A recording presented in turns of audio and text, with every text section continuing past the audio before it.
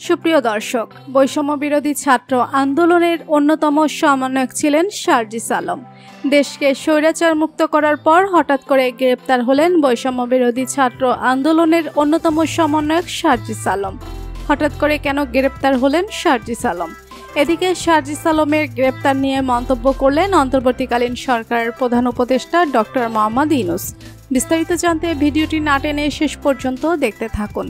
যে কোনো মুহূর্তে গ্রেপ্তার হতে পারেন বৈষম্য বিরোধী ছাত্র আন্দোলনের অন্যতম সমন্বয়ক সার্জিস আলম। সম্প্রতি ডক্টর মোহাম্মদ ইউনূসের সাথে সেনাপ্রধানের বৈঠকে চরমভাবে বেয়াদবি করেন সার্জিস আলম। সে সময় সেনাবাহিনীর কর্মকর্তারা সার্জিস আলম সহ অন্যান্য সমন্বয়কদেরকে সেখান থেকে বের করে দেয়। একটি সূত্রে জানা গিয়েছে, বৈঠকে সেনাপ্রধানের সাথে চরম বাকবিতণ্ডা তৈরি হয়। মূলত সেনাপ্রধানকে বহিষ্কারের সূত্র ধরে এরকম ঘটনা ঘটেছে। এই সময় বৈষম্য বিরোধী ছাত্র আন্দোলনের অন্যতম সমন্বয়ক সার্জিস আলমের সাথে বাকবিতণ্ডা জড়িয়ে পড়ে সেনাবাহিনী।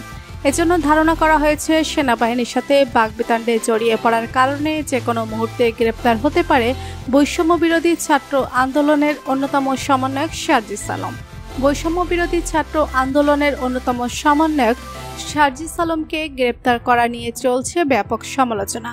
তাই তো একটি সাক্ষাৎকারে সার্জিস আলমকে নিয়ে ডক্টর মোহাম্মদ ইউনূস বলেন, ছাত্রদের কারণে আজকে আমরা একটি নতুন বাংলাদেশ পেয়েছি, তাই তাদের ত্যাগের কথা আমাদের অস্বীকার করলে চলবে না। সার্জিস আলম সহ অন্যান্য সমন্বয়কদের বিরুদ্ধে যদি কোনো অভিযোগ থাকে তাহলে আমি সেটা গুরুত্বের সঙ্গে দেখব। বললেই তো আর কোনো সমন্বয়ককে গ্রেপ্তার করা যায় না। আশা করি ছাত্ররা কোনো ভুল করবে না। দেশের জন্য তারা সবসময় সঠিকটাই বেছে নেবে। অন্যদিকে শোনা যাচ্ছে, দেশে ফিরে আসার জন্য সম্পূর্ণভাবে চেষ্টা করছে সাবেক প্রধানমন্ত্রী শেখ হাসিনা। আন্তর্জাতিক আদালত রায় শোনালে শেখ হাসিনার মামলার রায় আগামী 31 তারিখে ঘোষণা দেওয়া হবে। যদি রায় শেখ হাসিনার পক্ষে আসে তাহলে দেশের পরিস্থিতি আবারও পাল্টে যেতে পারে। প্রধানমন্ত্রীর দায়িত্ব থেকে পদত্যাগ করে দেশ ছেড়ে পালিয়ে যান শেখ হাসিনা। দেশ ছেড়ে শেখ হাসিনা পালিয়ে যাওয়ার পর বর্তমান অবস্থান করছে ভারতে। তবে ভারত সরকার শেখ হাসিনাকে ট্রাভেল পাস দিয়েছে, যার কারণে শেখ হাসিনা যে কোনো মুহূর্তে যে কোনো দেশে ভ্রমণ করতে পারবে। এছাড়া বর্তমানে দেশের অর্থনীতি নিয়ন্ত্রণে আনতে পারছে না অন্তর্বর্তীকালীন সরকারের প্রধান উপদেষ্টা ডক্টর মোহাম্মদ ইউনূস। তো বন্ধুরা, বৈষম্য বিরোধী ছাত্র আন্দোলনের অন্যতম সমন্বয়ক সার্জিস আলমকে আপনার কেমন লাগে জানিয়ে দিন কমেন্ট করে। আর ভিডিওটি ভালো লেগে থাকলে একটি লাইক দিয়ে চ্যানেলটি সাবস্ক্রাইব করুন। ধন্যবাদ।